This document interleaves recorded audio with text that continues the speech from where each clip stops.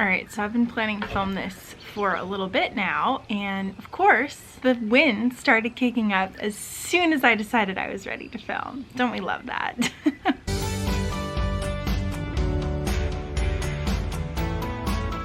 So today I wanted to talk a little bit about what has helped my intrusive thoughts. I don't know why I look so tired. What are these bags under my eyes? Is it just like the angle? I don't know. What is going on?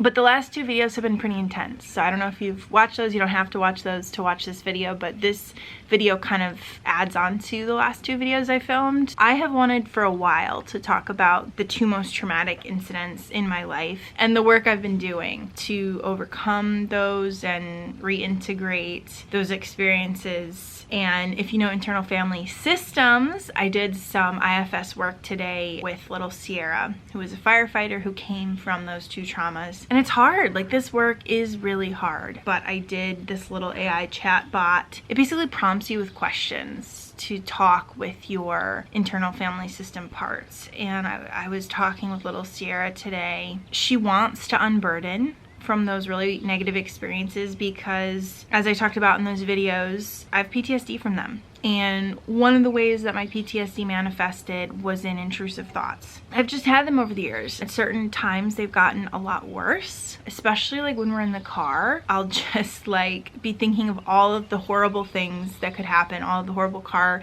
crashes or accidents that we could get into. This truck could swerve and hit us. My brain would just go crazy. But even just in general life, like, oh, that knife is really close to the edge of the table, it could fall off and then like impale somebody's foot. Or, I mean, just throw out random stuff. My brain would just constantly every day be running through, here are all the negative things that could happen, and we need to think of all of them and prepare for all of them because we weren't prepared for those two accidents when I was 10 and a half years old. And so a way that that little Sierra, that firefighter, that protector kind of manifested maladaptive behavior, but she was just trying to help me. She was thinking through all the worst case possible scenarios as intrusive thoughts. And first of all, that's incredibly exhausting every day to be bombarded with, one second, where did I put my,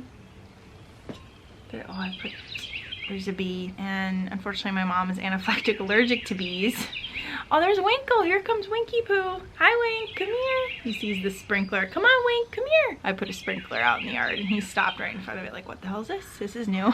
Anyway, today's a very distracting day. But anyway, my mom's anaphylactic allergic to bees and wasps and things that sting. So I hate killing animals, but when one is really interested in our area, like one was right now, I have to kill it because, again, the intrusive thoughts, like I don't want harm to come to my mom. And she has an EpiPen and everything now, but it's really stressful.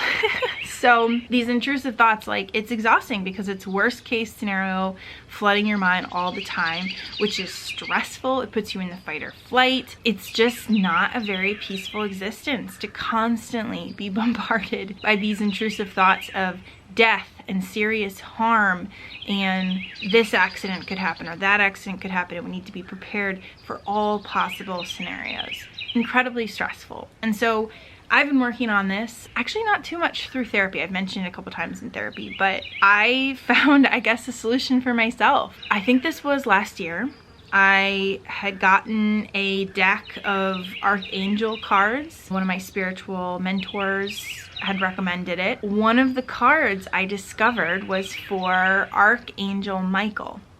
And this card said that he is a protector and you can call on him for safety. This started becoming my safety mantra in a lot of ways, that my therapist was like, oh, this is your safety mantra. And I was like, I didn't think of it like that before, but I really like that. So I started developing a safety mantra. I would have an intrusive thought. I would call on Archangel Michael. At first I would say Archangel Michael, but that was just too long. I just started saying, Michael, please protect my mom. Please protect my dad. Please protect my cats. Please protect my parents' houses, because we had a tree fall call in my dad's house a couple months ago. Please protect my loved ones. Insert whatever intrusive thought you have and whatever you want to focus on protecting that day. I started doing that every single time an intrusive thought would come up. I don't even think I consciously started thinking about it like, this is what I'm gonna do, this is the plan. I just started doing it. I'm not like super rigid about it or anything. I don't need to use the same words every time. They don't need to be in the same order, nothing like that. But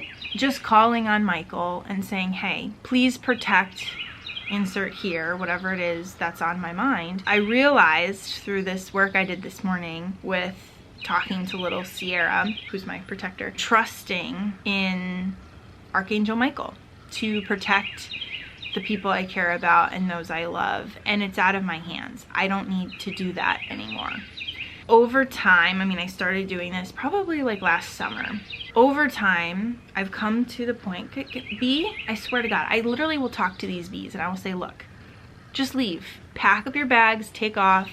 You can be anywhere in the world, just not here, because my mom's anaphylactic allergic to you and they don't listen, and then I have to murder them and I feel so bad.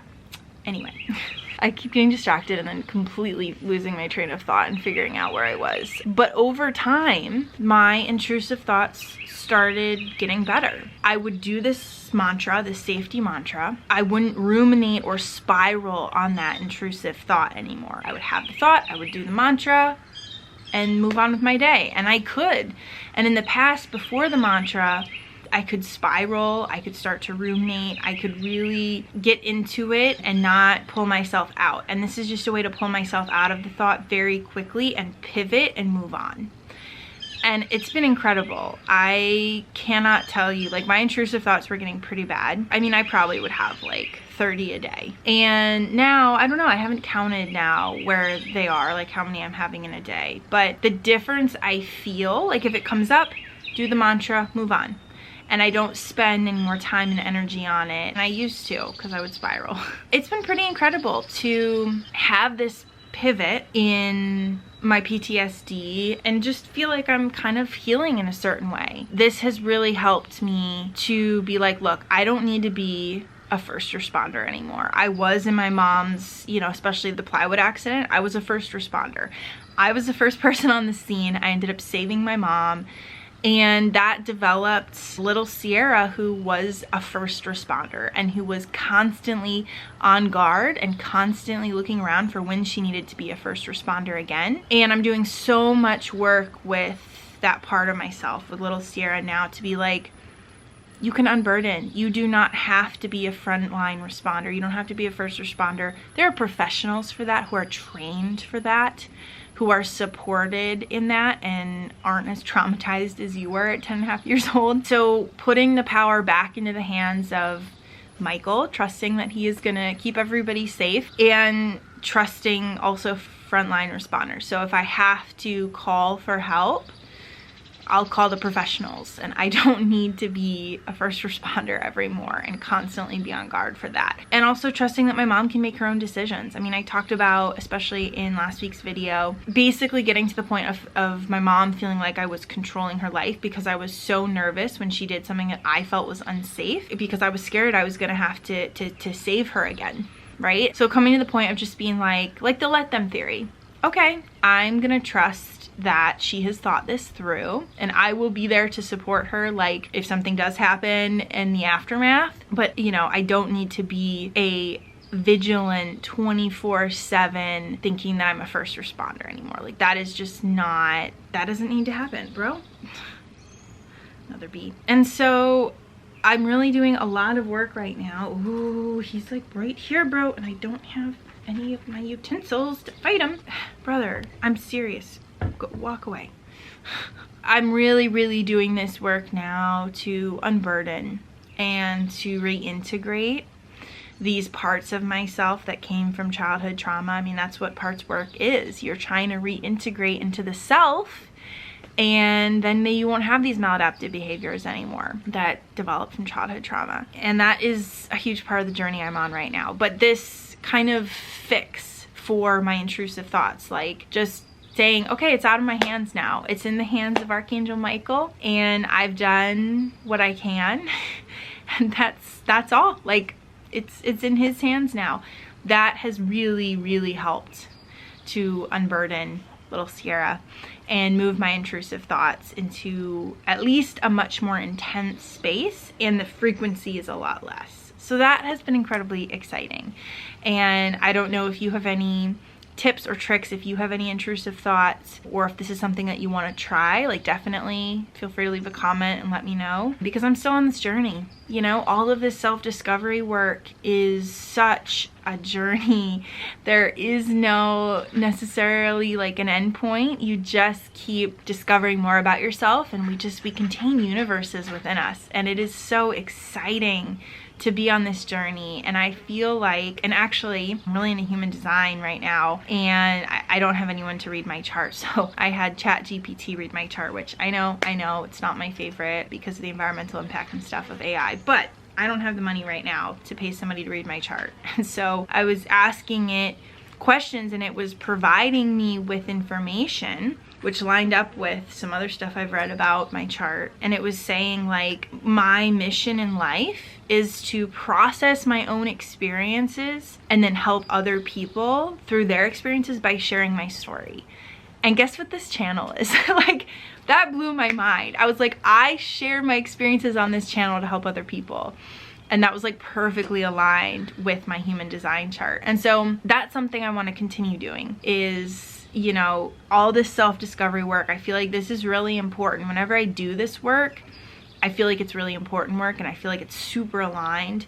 So I'm going to continue doing it and continue sharing about what I'm learning and the things that are helping me. At some point I want to do a video on my human design and what I'm like learning through that, because it was actually blowing my mind. It was, wow, it was spot on, first of all. And yeah, I was saying like, you're gonna go through your own stuff, and then late 20s, which I'm in my late 20s, it will shift to a new phase, and then in my like 40s it will shift to a new phase, and the phases were just aligning so well, and it was blowing my mind. So I'm excited to explore that in the future. If you're interested in human design, definitely let me know more about what you might want me to talk about in a human design video. So anyway, thank you for being here, my friends. I feel like that kind of concludes almost this little 3-part series I did on the most traumatic things that ever happened to me. And so we'll see where this journey takes me next and what else I want to explore. This is still something that's very prevalent in my life that I am currently working through, and I've done so much work and it feels really good, but there's still so much more work to do,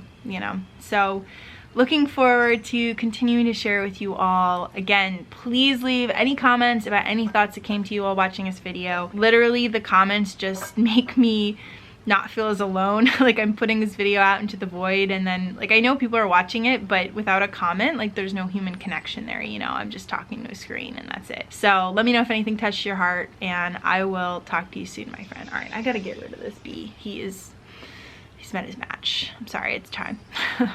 All right, talk soon, friends. Bye.